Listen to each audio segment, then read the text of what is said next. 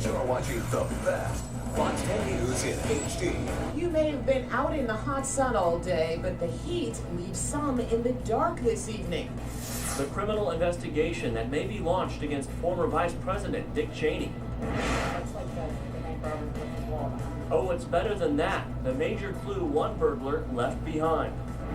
How texting left this teenager with several bruises.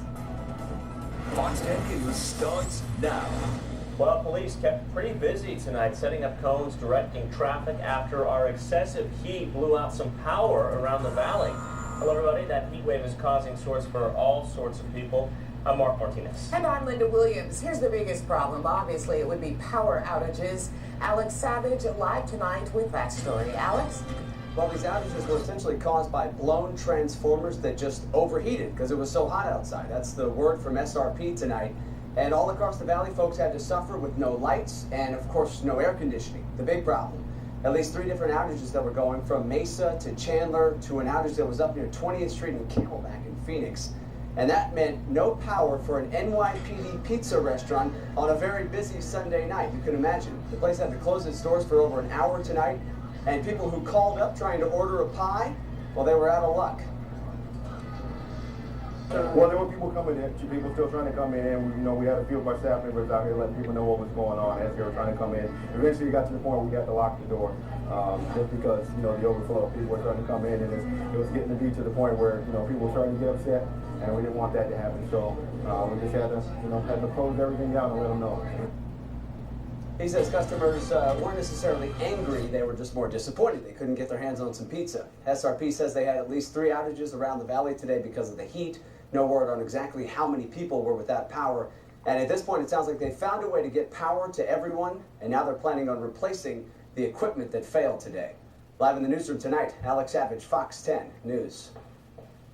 And I'm Jimmy King of the Fox 10 Weather Center. A live look at our temperatures across the state right now. Still very toasty. Metro Phoenix still 106 degrees downtown. Globe 91, 74 cool degrees up at the Grand Canyon. Flagstaff now delightful 65. As we take a tour around the valley, lower 100s out at Mesa and Tempe and South Mountain now 100 even. Off to the south and east, Gateway 102. Gilbert now under the 100-degree mark at 99.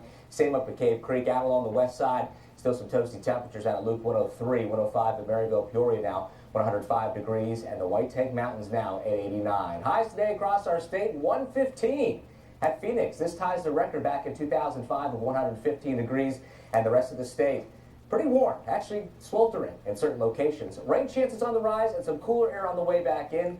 Cooler, I guess it's all relative. We'll have your forecast coming up in just a bit. So Jamie just said it. We tied a record for the high temperature here in the valley today, but that didn't seem to stop people from going outside. We found a number of folks hiking up Echo Canyon today. They are moving slowly, though. So they're out there, but they're going slow. It appeared that most of them, though, really came prepared for this heat.